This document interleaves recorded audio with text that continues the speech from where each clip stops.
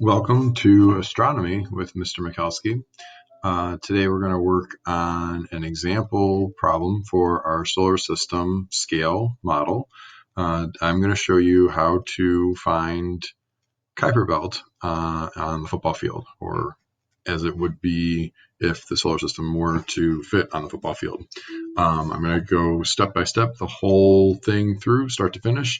Hopefully you can follow along, and I'm going to kind of jump around from doing some work to actually going and just looking up some information, because that's going to be part of the challenge with these sets of problems. So hopefully if this is one you got, then you can check if you did it correctly. If you haven't gotten it yet, or you're stuck on some of the other solar system objects, then you can maybe use this guide as a process for how you might find information on the other solar system objects. Okay, first thing I want to do is go ahead and identify my ratio. So the ratio we're going to use here is what's given, or at least what has been decided for us based on Pluto's average distance to the sun. And so we're going to start out with a ratio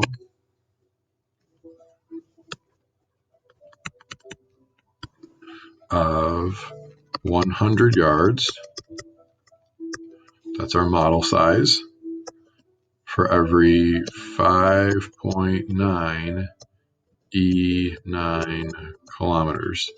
Now the E9, this just means 5.9 times 10 to the 9th kilometers. Okay, so that's another way of doing like scientific notation. So this is my ratio. This is what I want to use. In order to use this, I can actually set up a set of ratios. So here's one method for how you might solve a problem like this, which might be a little bit different than how I did it before, but let's see if maybe this helps you out a little bit.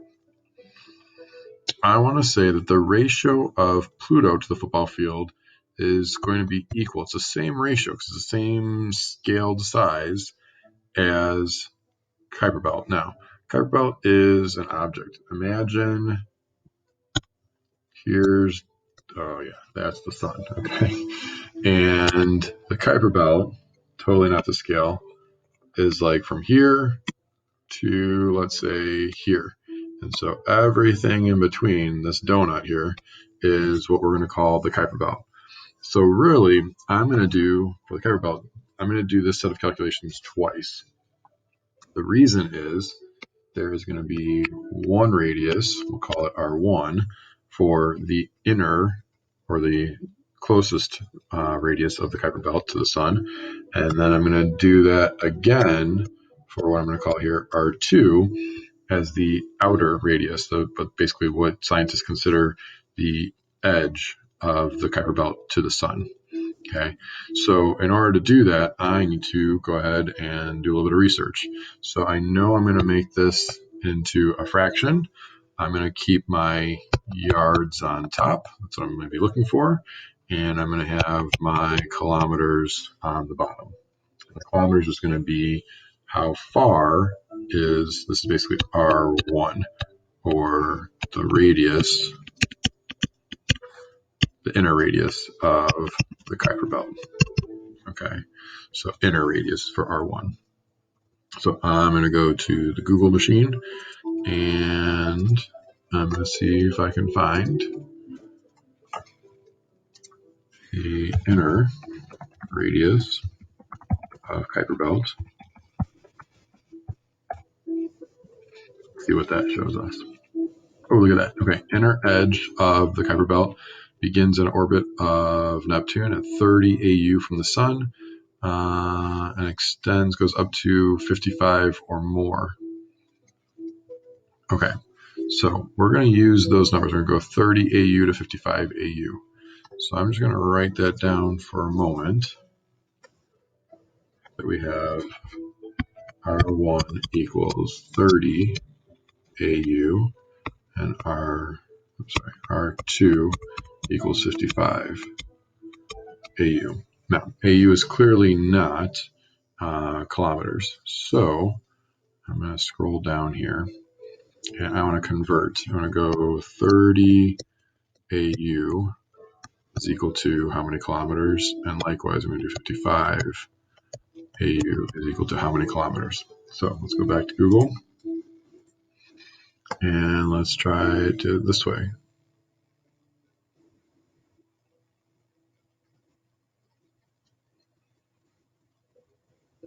So I'm going to say convert 30 AU to km. So this should get it.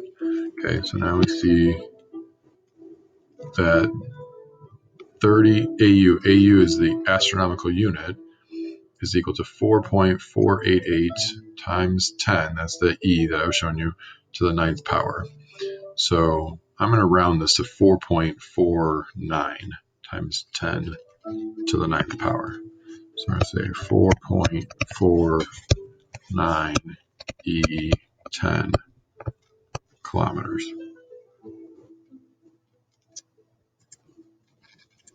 But I already did it wrong. E9. Sorry about that, guys. Okay. There we go. All right, now I could just take 33, and what is times 33 is 55, but I'm going to just do the same thing again here. Go back here, and now I've got this formula, so I'm going to type in 55, and I get 8.23 times 10 to the 9th. So 8.23 E9 km. Okay, so I'm going to go back up here to my original equation, where I set my original ratio equal to like my new ratio, and I'm going to be looking for yards. So really, this is my x. This is my variable that I'm solving for. And so I'm going to do for the inner radius, R1, I'm going to do 4.49 E9. Okay. So in order to do this, I want to solve for x. So I'm going to rewrite that statement down here. Okay, I'm going to jump a little bit. And the way I'm going to do that is I'm going to have 100 yards divided by 5.9 E9 kilometers. That's my original ratio. And I'm going to cross multiply. So I'm going to multiply this by 4.49 E9 kilometers over 1, because that's going to then leave me with x yards here on the right. So now I'm going to do this on my calculator. So I have 100 divided by 5.9 E9, and that gives me a very small number. And I'm going to take that number times 4.49 E9. Okay, so this gives me 76.1 yards. This is R1. So the inner radius from the sun's at the one goal post, or goal line rather, 0 yard line, then the Kuiper belt would begin at the 76 yard line, so other end of the field. Okay, awesome. That's not too bad. Now let's do the same thing again, but now this time we're going to do it with our other value. So for R2, I'm going to start with the same ratio, 100 yards. Remember, we always start with the same ratio. Divided by 5.9 E9 km times. Now, I'm kind of skipping a step. Notice how, oops, don't do that. Notice how I did my cross multiplication. If I replace this 4.49 with my new value of 8.23, then I can get my new value of x, or what I'm going to call R2. So really, that's what I'm doing to solve for this new radius on our new scale, or on the football field scale. Okay, so 8.23. So the same way I put my 4.49 here in my numerator to cross multiply, now I'm going to do my 8.23 E9 km over 1. And also what I wanted you to notice, I didn't say this earlier, but the kilometers here cancels the kilometers here, and so that's why I'm left with units of yards. So this is now equal to R2. Okay, so again, on my calculator, I think 100 divided by 5.9, and E is that second function, and it's the button. If you have a SI, or sorry, a TI calculator, Texas Instruments, most likely it's the button above 7, but it's not just clicking that button. It might be the second function of that button. It looks like two capital E's on the calculator. So it's going to look on the screen, though, like 5.9 E, and then type in a 9. Okay, and so that gives me a really small number, 0.00000017, and that was 7 zeros, by the way. Okay, I take that number times 8.23 second function E9, and now I get an answer of 139.49. So let's round that to 0.5 yards. And that is my value of R2. So what that means is that the Kuiper belt, let's see if I can draw this a little bit better than I did before. If this is my football field, okay, and this end zone is where the sun is, at the 0-yard line. This is 0. Then we have our 50-yard line, and then somewhere around here-ish would be that 76-yard line. This would be the inner edge of the Kuiper belt. If I were to keep going, so 76 to, this is 100, and then go another almost 40 yards.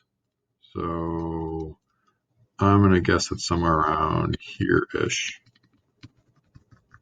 according to this picture. Okay, let's call this about 140 yards.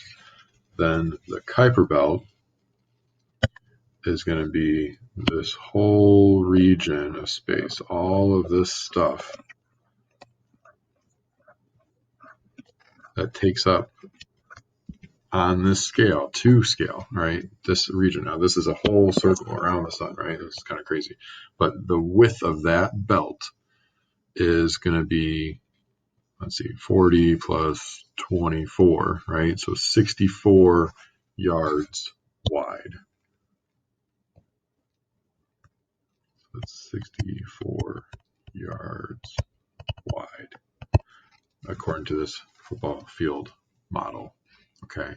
Now remember, to go from from the sun all the way out to Pluto, that was 100 yards. So now just this one thing, scientists consider this one kind of object. It's not a single object, but it's one kind of entity of stuff as it goes around the sun, is 64 yards wide on this scale model. Okay, so this is how we also notice that Pluto, which I know all of us are sad, Pluto's no longer a planet. Pluto is right here. Remember, we have PL for Pluto. That is actually a Kuiper belt object, KBO, right? Because it is an object within the Kuiper belt with all the other little things that are here orbiting around the sun. Okay. All right. I hope that helped. Now, for the other objects that you will be doing, I am asking you to go ahead and find the size of that object itself. You're going to use the same process. What's going to happen is in the denominator here, you're going to put in the diameter of that planet. And so the diameter of that planet is going to be a much smaller number than what we're using right now. So that's going to give you a value when you complete this calculation in yards. Probably that's pretty small. Okay. That's okay. If you get really small numbers, it's okay. Right. And in fact, the reason it's okay is I'm even giving you the hint. Take that number in yards and go back to Google and say, convert whatever your number is, type it in yards, YD, to, and then just type in mm. So this is for millimeters. Millimeters being 1,000th of a meter. Or if you look on a ruler and it has centimeters, the millimeter is the smallest line because there are 10 of them between every 1 centimeter. And so that'll give us a little bit better of a scale for how big, or rather how small, the planets actually are on this whole solar system model. The next thing you could do is try to go to this other website and find something that is that big. So I'm going to do that for the Kuiper belt. Let's see if I can find something that's about 64 yards wide. And we'll see what we can find. It's going to work. Let's try it. Control click. There we go.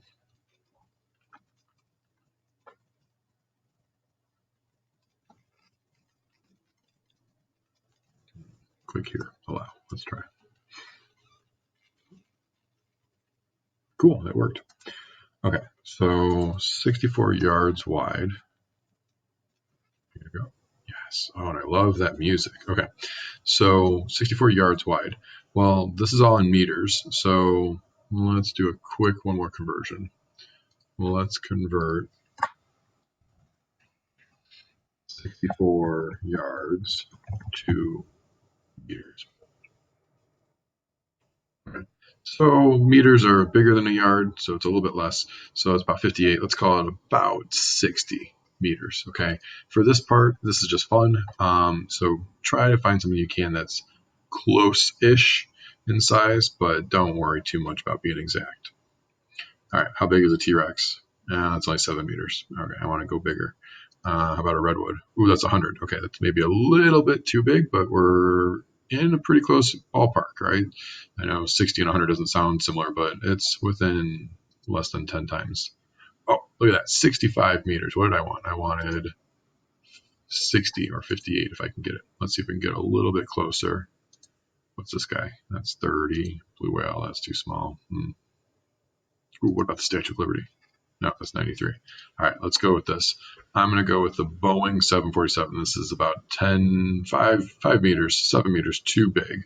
But, you know, maybe we got a slightly smaller airplane. Okay, so for my particular work, the size of the Kuiper belt, okay, on this scale model,